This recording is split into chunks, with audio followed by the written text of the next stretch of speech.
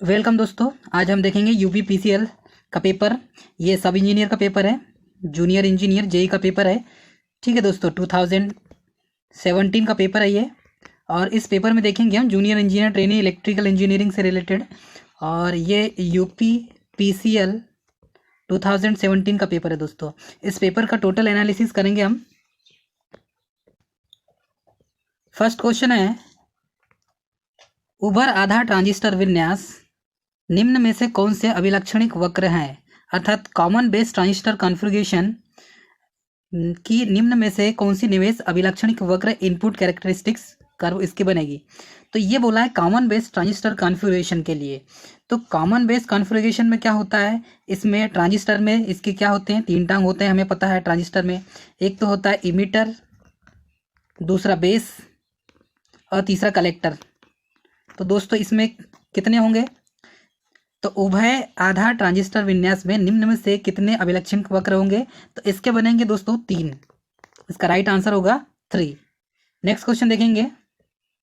क्योंकि इसमें ट्रांजिस्टर देखेंगे तो ट्रांजिस्टर में क्या होता है, यदि ट्रांजिस्टर का डायग्राम बनाए, एक एनपीएन पीएनपी ट्रांजिस्टर बनाए हम, ये हो गया एनपीएन और ये हो गया पीएनपी। तो इन तीनों में क्या कॉमन होगा, तीनों में क्या होगा, देखो ये वाला हो जाएगा आपका बेस, ये बेस हो जाएगा। ठीक है दोस्तों, ये इमीटर हो जाएगा और ये हो जाएगा आपका कलेक्टर। ठीक है, तो इमीटर बेस कलेक्टर इसमें वैसे ही होगा, ये बेस हो जाएगा आपका बीच वाला, ये इमीटर हो जाएगा और ये कलेक्टर हो जाएगा दोस्तों। ठीक है, इस तरीके से इमीटर मतलब ये हो जाएगा आपका बेस, इमीटर और कलेक्टर। तो 1 2 ये तीनों इसमें क्या होते हैं, इनपुट कैरेक्टरिस्टिक्स कर्व बनते हैं इसके, इसलिए राइट आंसर इसका 3 होगा। नेक्स्ट क्वेश्चन देखेंगे। आर्मेचर कोर में उपयोग होने वाले चुंबकीय पदार्थ में निम्न में से कौन सा गुण होना चाहिए। तो ऑप्शन ए है कम पारगम्यता अधिक हिस्टैरिसीस हानि, अर्थात low permeability high hysteresis loss. Second option है इसका अधिक पारगम्यता अधिक हिस्टैरिसीस हानि, अर्थात हाई परमिबिलिटी और हाई हिस्टैरिसीस लॉस। और थर्ड है आपका कम पारगम्यता कम हिस्टैरिसीस हानि, अर्थात low permeability and low hysteresis loss. और फोर्थ पॉइंट है अधिक पारगम्यता कम हिस्टैरिसीस हानि, अर्थात high permeability and low hysteresis losses.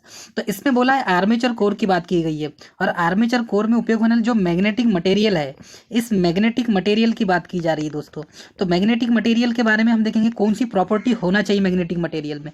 तो मैग्नेटिक मटेरियल में कौन सी प्रॉपर्टी होना चाहिए, एक तो हाई परमिबिलिटी और लो हिस्टेरिसिस लॉस होना चाहिए, तभी इसमें क्या होंगे, लॉसेस कम होंगे दोस्तों। इस कंडीशन में लॉसेस क्या होते हैं, कम होते हैं। तो इसका राइट आंसर क्या हो जाएगा, फोर्थ इसका राइट आंसर होगा। नेक्स्ट क्वेश्चन देखेंगे।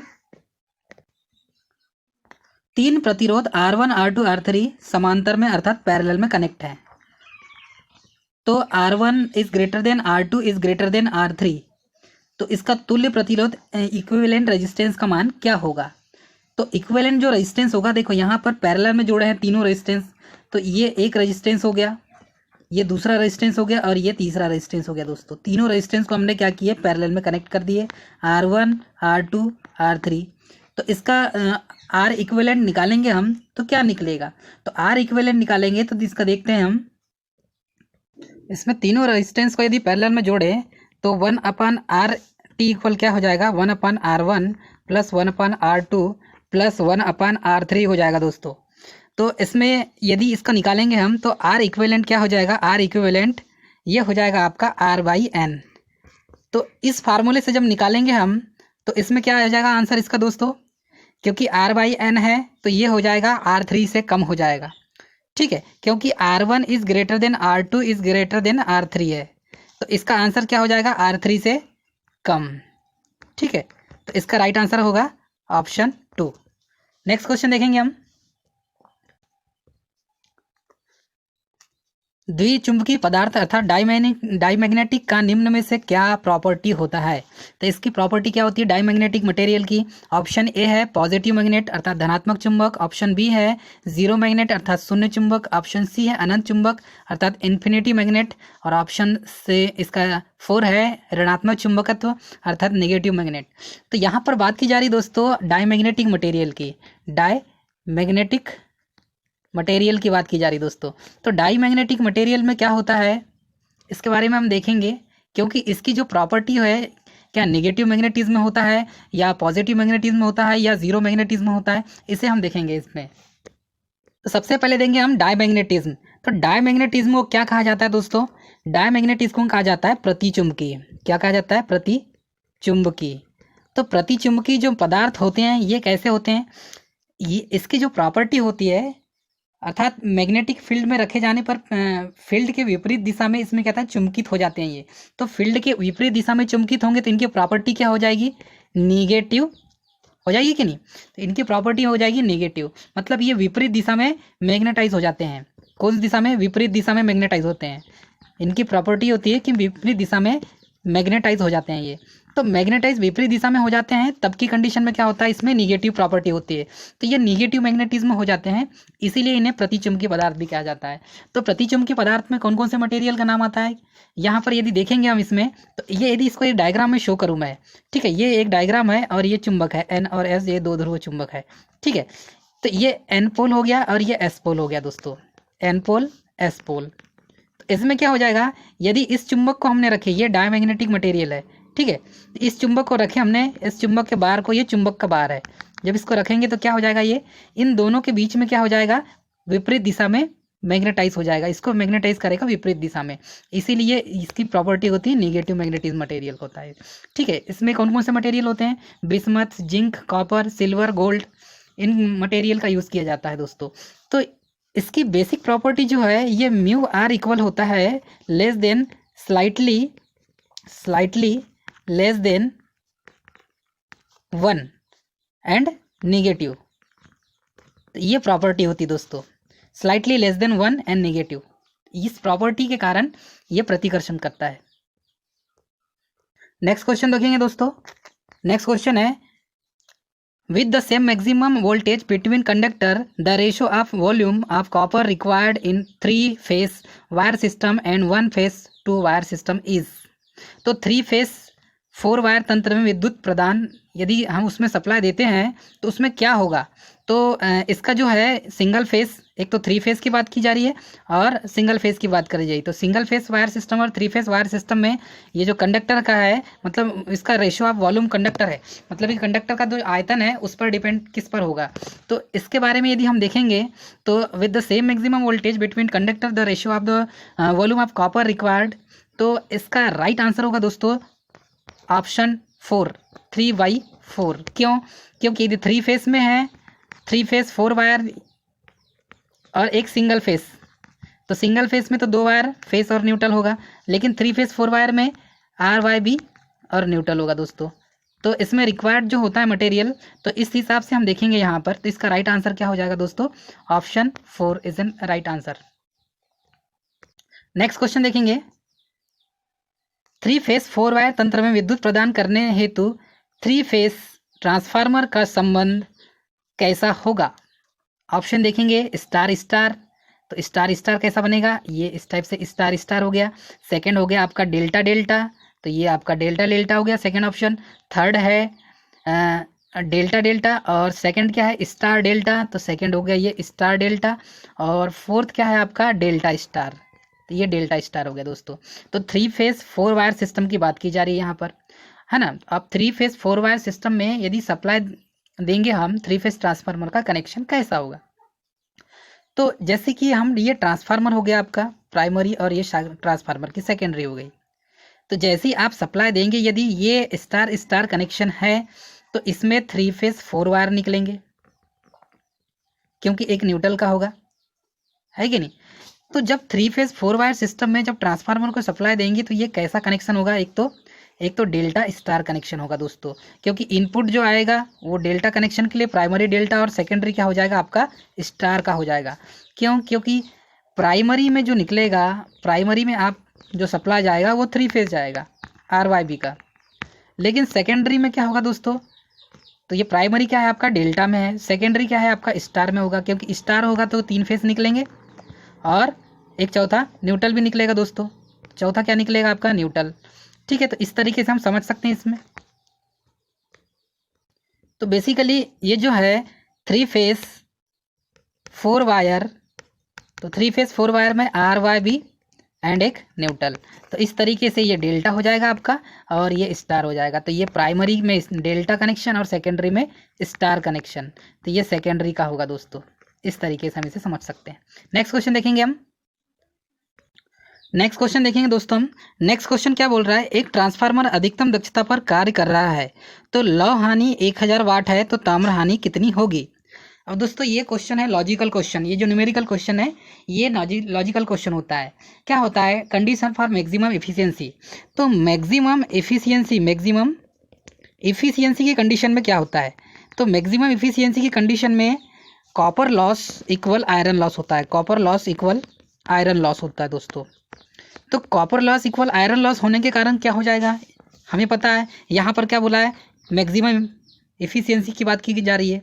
तो यहाँ पर जो जितना कॉपर लॉस है उतना आयरन लॉस होगा, अर्थात जितना आयरन लॉस है उतना ही कितना होगा, कॉपर लॉस भी होगा।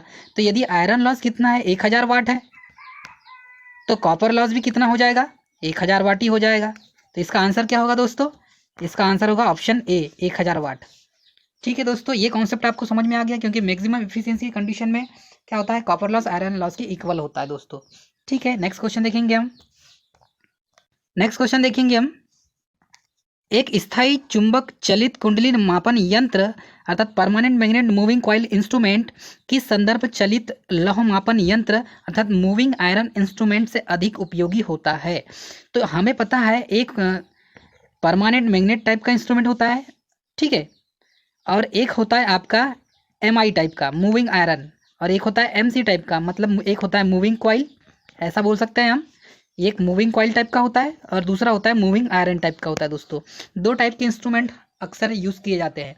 तो हमें देखना है ये जो मूविंग आयरन टाइप का और मूविंग कॉइल टाइप का जो इंस्ट्रूमेंट है, इन दोनों में सबसे अधिक उपयोगी कौन सा होता है। तो ऑप्शन क्या है इसमें, सबसे पहले तो इसकी कीमत कम मापन यंत्र से कम है, मतलब it is cheaper.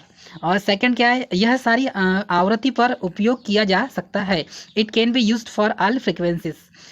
Third point है इसमें हिस्टेरिसिस हानि नहीं होती, it has no hysteresis losses.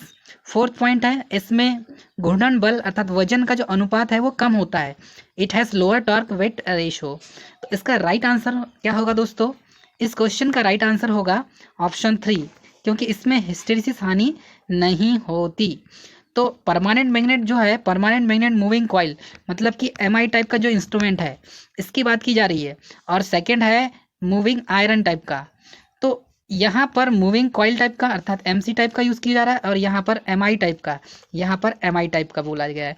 तो दोनों में सबसे ज़्यादा उपयोगी कौन सा होता है, इसे हमें रिप्रेजेंट करना, और इसमें क्या होता है, हिस्टेरिसिस हानि नहीं होती, नो हिस्टेरिसिस लॉसेस, ठीक है, इसीलिए इसका उपयोग किया जाता है। तो राइट आंसर क्या होगा दोस्तों, ऑप्शन सी इसका राइट आंसर होगा। नेक्स्ट क्वेश्चन देखेंगे हम।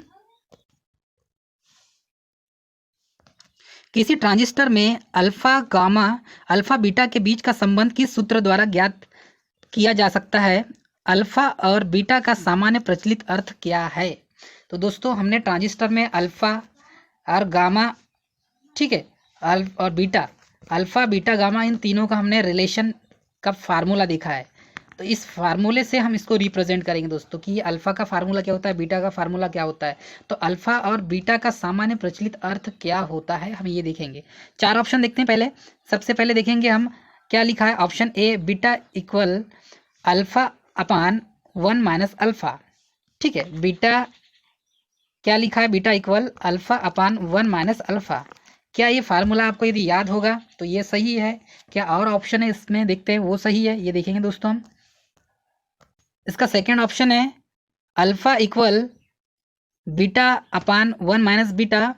थर्ड ऑप्शन है beta equal alpha upon 1 plus alpha, और फोर्थ ऑप्शन है 1 minus alpha equal 1 plus beta. तो हमें फार्मूला दोस्तों पता रहना चाहिए, अल्फा का फार्मूला और बीटा का फार्मूला दोस्तों, इन दोनों का फार्मूला हमें पता रहना चाहिए। तो दोस्तों इसका फार्मूला मैं बताऊंगा। इसका फार्मूला होता है बीटा इक्वल होता है अल्फा अपान 1 माइनस अल्फा, ये फार्मूला होता है दोस्तों। तो इसमें ट्रांजिस्टर में अल्फा और बीटा के बीच में जो रिलेशन है इस फार्मूले से स्थापित किया जाता है।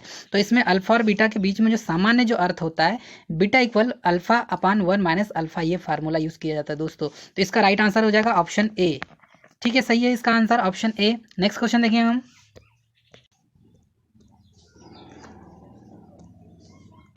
एक ट्रांजिस्टर प्रवर्धक में ट्रांजिस्टर एम्पलीफायर में किस विन्यास में निर्मित निर्गत प्रतिबाधा अधिकतम मतलब हाईएस्ट इनपुट इम्पीडेंस और न्यूनतम धारा लाभ मिनिमम करंट गेन होता है?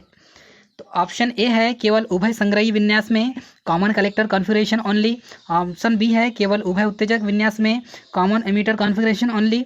ऑप्शन सी है इसका उभय आधार और उभय संग्राही विन्यास दोनों में both in common base and common collector configuration. और ऑप्शन सी है केवल उभय आधार विन्यास में अर्थात कॉमन बेस कॉन्फ़िगरेशन ओनली। तो एक ट्रांजिस्टर जो एम्पलीफायर है उसमें इनपुट निर्गत और निवेश, तो ये जो निर्गत है और निवेश, तो ये निर्गत मतलब कि यहाँ आउटपुट की बात की जा रही है, ठीक है। तो मैक्सिमम हाईएस्ट इनपुट इम्पीडेंस जो हो जाएगा, ठीक है दोस्तों, तो हाईएस्ट इनपुट इम्पीडेंस के बारे में बात की जा रही है।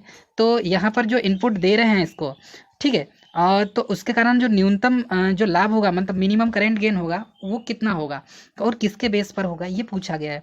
इसका राइट आंसर होगा दोस्तों केवल उभय आधार विन्यास में अर्थात कॉमन बेस कॉन्फ़िगरेशन में इसका यूज़ किया जाएगा, ठीक है। तो ट्रांजिस्टर एम्पलीफायर में यदि हमें क्या चाहिए, इनपुट हाईएस्ट चाहिए, इनपुट हमें क्या चाहिए, हाई चाहिए, तो हाई इनपुट इम्पीडेंस के लिए हमें क्या करना पड़ेगा, केवल कॉमन बेस कॉन्फ़िगरेशन का यूज़ किया जाना पड़ेगा, क्योंकि इसमें 3 प्रकार के होते हैं। एक तो होता है कॉमन इमीटर,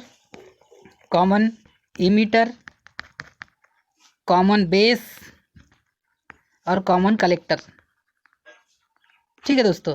तो ये 3 होते हैं, कॉमन ईटर, कॉमन बेस और कॉमन कलेक्टर। तो इसमें कॉमन बेस यूज़ किया जाएगा इस विन्यास में। नेक्स्ट क्वेश्चन देखेंगे हम।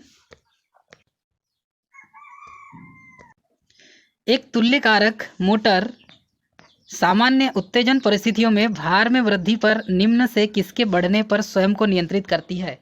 ऑप्शन ए है शक्ति गुणक अर्थात पावर फैक्टर। ऑप्शन बी है घूर्णन बल कोण जिसे टॉर्क एंगल कहते हैं। ऑप्शन सी है आर्मेचर करंट। ऑप्शन डी है बैक ईएमएफ। तो इसका राइट आंसर क्या होगा दोस्तों, क्योंकि यहाँ पर लोड में वृद्धि हो रही है तो लोड इंक्रीज होगा, ठीक है। यहाँ पर तुल्यकारक मोटर बोला जाए अर्थात ये सिंक्रोनस मोटर की बात की जा रही है। तो सिंक्रोनस मोटर में यदि एक्साइटेशन की कंडीशन आती है तो लोड में यदि वृद्धि होगी तो उसके कारण क्या हो जाएगा, ये कंट्रोल करेगा आर्मेचर करंट को, ठीक है। तो ये जो है लोड में वृद्धि होने पर आर्मेचर करंट से बढ़ने पर वो स्वयं को क्या करेगी, कंट्रोल करेगी। तो आर्मेचर करंट बढ़ेगा तो लोड भी बढ़ेगी, ठीक है दोस्त। नेक्स्ट क्वेश्चन देखेंगे हम। एक 3 फेज तंत्र में यदि VL और IL क्रमशः लाइन वोल्टेज और लाइन करंट के प्रतीक हैं तो लोड में कितनी शक्ति उपयुक्त कंज्यूम होगी? तो पावर कितनी कंज्यूम होगी हमें ये देखना है, क्योंकि ये जो VL होता है ये होता है लाइन वोल्टेज, और यहाँ पर एक और IL की बात की गई है, ये होता है लाइन करंट, ठीक है दोस्तों। तो लाइन वोल्टेज और लाइन करंट की बात की जा रही है, 3 फेज कनेक्शन की बात है। तो 3 फेज सिस्टम में क्या हो जाएगा, लोड में कितनी पावर होगी उसको डिपेंड कैसे करेगा। और 3 फेज की बात की जा रही है तो हमें पता है P इक्वल सिंगल फेज के लिए VI, ये VI cos फाई होता है, ये सिंगल फेज के लिए। तो 3 फेज में क्या हो जाएगा दोस्तों, P इक्वल 3 फेज में √3 लग जाएगा, VI cos फाई लग जाएगा, ठीक है दोस्तों। अब ये फार्मूला कहाँ पर है देख लीजिए। अब यहाँ पर किसकी बात की जा रही है, एक तो लाइन वोल्टेज और लाइन करंट की बात की जा रही है। तो फार्मूला क्या बनेगा, हमारा फार्मूला बनेगा √3 VL IL cos फाई, ठीक है। क्योंकि यहाँ पर किसकी बात करी, लाइन करंट और लाइन वोल्टेज की बात करी, इसलिए L लगाना बहुत ज़रूरी है। तो ये P टोटल पावर निकल जाएगा। इसका राइट आंसर क्या हो जाएगा दोस्तों, ऑप्शन 4 इसका राइट आंसर होगा। नेक्स्ट क्वेश्चन देखेंगे। दिए गए चित्र में वोल्टा स्रोत का तुल्य धारा स्रोत निम्न में से कौन सा है? तो इसका देखना है ऑप्शन।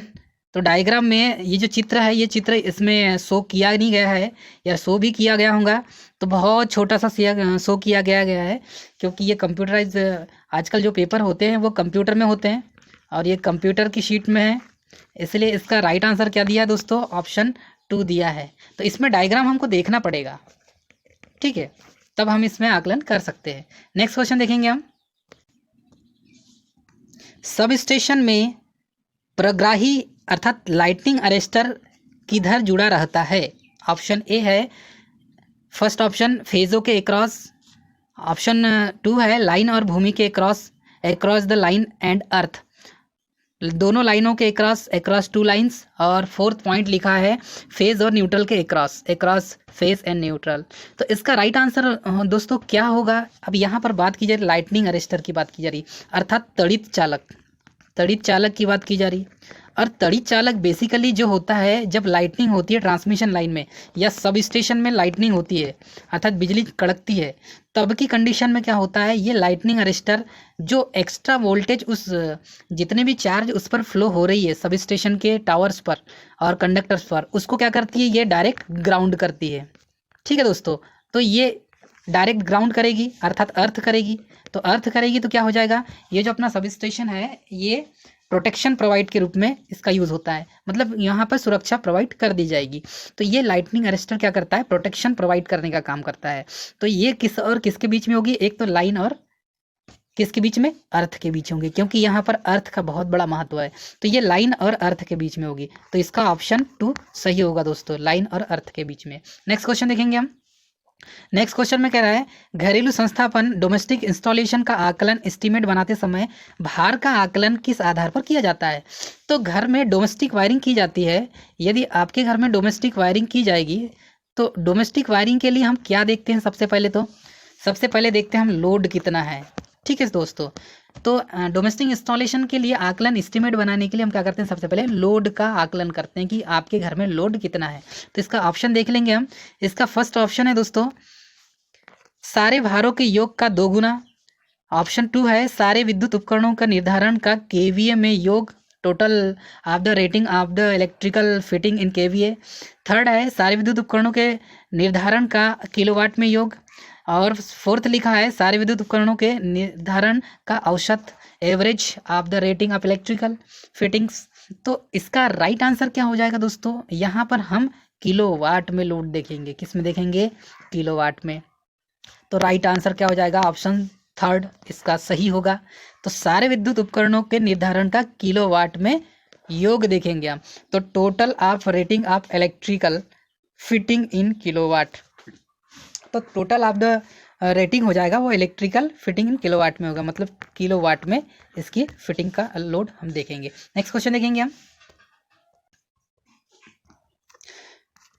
लक्स निम्न में से किसकी इकाई है? तो ऑप्शन है ये है ज्योति फ्लक्स, लुमिनस फ्लक्स जिसे कहा जाता है। सेकंड है ज्योति तीव्रता, लुमिनस इंटेंसिटी। थर्ड है ब्राइटनेस, और फोर्थ है इल्यूमिनेशन। तो हमें पता है लक्स जो है ये किसकी इकाई होती है, ये होती है प्रदीप्ति अर्थात इल्यूमिनेशन की इकाई होती है। ठीक है दोस्तों, इसका राइट आंसर हो गया प्रदीप्ति अर्थात इल्यूमिनेशन। तो इल्यूमिनेशन की इकाई क्या होगी, लक्स होगी दोस्तों, ज्योति जिसे बोला जाता है, इसे हिंदी में ज्योति भी बोला जाता है। ठीक है दोस्तों, नेक्स्ट देखेंगे हम। और लुमिनस इंटेंसिटी किसकी होती है, ये कमेंट करके बताइए। नेक्स्ट क्वेश्चन देखेंगे हम। कौन सा वक्र एचआरसी फ्यूज का धारा समय मतलब करेंट टाइम अभिलक्षण वक्र है? तो इसमें एचआरसी फ्यूज की बात की गई है, तो एचआरसी फ्यूज का फुल फॉर्म क्या होता है, हार्ड रैप्चरिंग कैपेसिटी। तो हाई रैप्चरिंग कैपेसिटी होती है इसकी, तो ये हो जाएगा हाई। ठीक है दोस्तों, हार्ड नहीं है, हाई रैप्चरिंग कैपेसिटी होती है। तो करेंट टाइम अभिलक्षण वक्र जो है इसका राइट आंसर ऑप्शन ए है। अब इसमें डायग्राम दिखा नहीं रहा है। नेक्स्ट क्वेश्चन देखेंगे हम। चलित लौह मापक यंत्र अर्थात moving iron instrument, MI type का इंस्ट्रूमेंट दोस्तों, तो प्रत्यावर्ती धारा का कौन सा मान प्रदर्शित करता है? तो एमआई जो है ये एसी और डीसी दोनों में काम करता है दोस्तों, लेकिन इसके ज़्यादातर जो है एसी में ही काम करता है एमआई। ठीक है, और एमसी टाइप का जो इंस्ट्रूमेंट है ये डीसी में ज़्यादा यूज़ होता है दोस्तों। तो मूविंग कॉइल टाइप ये डीसी टाइप का होगा और मूविंग आयरन एसी टाइप का होगा दोस्तों। तो ये हमें याद रखना है। ठीक है, तो यहाँ बात की जा रही है एक चलित मापक यंत्र जो है, इसका राइट आंसर क्या हो जाएगा कि ये मूविंग आयरन इंस्ट्रूमेंट प्रत्यावर्ती धारा का कौन सा मान प्रदर्शित करता है? अरे तात्कालिक मान प्रदर्शित करता है अर्थात इंस्टेंटेनियस वैल्यू प्रदर्शित करता है, कि एवरेज वैल्यू करता है, कि आरएमएस वैल्यू करता है, कि पीक मान करता है? तो इसका राइट आंसर है, हमें पता है इसका RMS value root mean square, अर्थात आरएमएस को क्या बोलते हैं फुल फॉर्म में, रूट मेन स्क्वायर वैल्यू प्रदर्शित करता है दोस्तों। तो इसका सही आंसर हो जाएगा 3 इसका राइट आंसर होगा। नेक्स्ट क्वेश्चन देखेंगे दोस्तों हम। नेक्स्ट क्वेश्चन क्या कहता है, निम्न में से किस दिष्टकारी मोटर अर्थात डीसी मोटर की बात की जा रही है, तो डीसी मोटर में पुनर्निवेशो ब्रेकिंग संभव नहीं है, मतलब इसमें जो है कौन सा ब्रेकिंग संभव नहीं है, इसे रीजनरेटिव ब्रेकिंग की बात की जा रही है। तो किस में संभव नहीं है दोस्तों रीजनरेटिव ब्रेकिंग? रीजनरेटिव ब्रेकिंग हम किस में यूज़ नहीं करते? तो सीरीज मोटर में नहीं करते कि शंट मोटर में करते? चलो ऑप्शन देखते हैं। एक तो लिखा है संचयी मिश्र मतलब कम्युलेटिव कंपाउंड मोटर की बात की जा रही है, सेकंड डिफरेंशियल कंपाउंड मोटर की, थर्ड में सीरीज मोटर और फोर्थ में शंट मोटर। तो हमें पता है हाई स्टार्टिंग टार्क किसका होता है? सीरीज मोटर का होता है। तो डीसी सीरीज मोटर का क्या होता है? हाई स्टार्टिंग टार्क होता है। तो हाई स्टार्टिंग टार्क के कारण क्या करते हैं हम? डीसी सीरीज मोटर का यूज़ नहीं करते इसमें। तो डीसी सीरीज मोटर में हम ब्रेकिंग का यूज़ नहीं करते। रीजनरेटिव जो ब्रेकिंग है, रीजनरेटिव ब्रेकिंग में ये जो है यूज़, रीजनरेटिव ब्रेकिंग किस में यूज़ नहीं करते हम? तो डीसी सीरीज मोटर में यूज़ नहीं करते दोस्तों, ये हमें याद रखना पड़ेगा। इसका ऑप्शन होगा सही थर्ड। नेक्स्ट क्वेश्चन देखेंगे। नेक्स्ट क्वेश्चन है दोस्तों, प्रत्यावर्तक में आर्मेचर प्रतिक्रिया सबसे अधिक किससे प्रभावित होता है? तो ये किसकी बात कर रही है? अल्टरनेटर की बात की जा रही है। प्रत्यावर्तक किसको कहते हैं? अल्टरनेटर को कहते हैं। और ये जो आर्मेचर रिएक्शन है, आर्मेचर रिएक्शन क्या होता है? तो आर्मेचर रिएक्शन की बात की जा रही है दोस्तों, सबसे अधिक किससे प्रभावित होता है? तो किससे प्रभावित होता है? ऑप्शन है पोल की संख्या पर, नंबर ऑफ पोल्स पर, ऑप्शन 2 है भार के शक्ति गुणक से मतलब power factor of the load, और थर्ड है लोड ऑन द अल्टरनेटर, और फोर्थ है स्पीड ऑफ द अल्टरनेटर। तो हमें 100% पता है कि पावर फैक्टर जो है, power factor of the load मतलब भार के शक्ति गुणक पर क्या करेगा? ये सबसे अधिक प्रभावित होता है। तो ये जो पावर फैक्टर है, ठीक है, इस पर डिपेंड करेगा दोस्तों। इसका राइट आंसर क्या हो जाएगा? 2, भार के शक्ति गुणक से। नेक्स्ट क्वेश्चन देखेंगे। लेकिन यहाँ पर दोस्तों मैं आर्मेचर रिएक्शन के बारे में बताना चाहूँगा। ये जो आर्मेचर रिएक्शन है, ये रिएक्शन क्या होता है इसके बारे में देखेंगे दोस्तों। तो आर्मेचर रिएक्शन क्या होता है? आर्मेचर के द्वारा स्थापित मैग्नेटिक जो है फील्ड का मेन मैग्नेटिक फील्ड पर पड़ने वाला जो इफेक्ट है, ये आर्मेचर रिएक्शन कहलाता है। तो मैग्नेटिक फील्ड का, ये जो आपका मैग्नेटिक फील्ड है, मैग्नेटिक फील्ड जो है आपका, ये जो मैग्नेटिक फील्ड है, मेन पोल का जो मेन मैग्नेटिक फील्ड मतलब कि मेन पोल का जो मैग्नेटिक फील्ड है, मैग्नेटिक फील्ड, तो इस पर जो इफेक्ट करेगा, तो ये जो मैग्नेटिक फील्ड है अर्थात स्टेटर का जो मैग्नेटिक फील्ड, रोटर के मैग्नेटिक फील्ड, ठीक है। तो जब भी रोटर के मैग्नेटिक फील्ड पर इफेक्ट पड़ेगा, मतलब मेन मैग्नेटिक फील्ड जो है स्टेटर का, उस पर यदि इफेक्ट पड़ता है, फिर से समझिए, स्टेटर और रोटर की बात की जा रही है। तो रोटर का जो मैग्नेटिक फील्ड है, ये मेन मैग्नेटिक फील्ड अर्थात स्टेटर के मैग्नेटिक फील्ड पर इफेक्ट करता है। तो इसके इफेक्ट के कारण क्या होता है? आर्मेचर रिएक्शन होता है। इसी इफेक्ट को आर्मेचर रिएक्शन कहते हैं। ठीक है, ये समझ में आ गया आपको। तो आर्मेचर रिएक्शन भूलना नहीं है, बहुत बार क्वेश्चन यहाँ से पूछे जाते हैं। दोस्तों वीडियो अच्छा लगे तो इसे सब्सक्राइब, लाइक और शेयर कीजिए।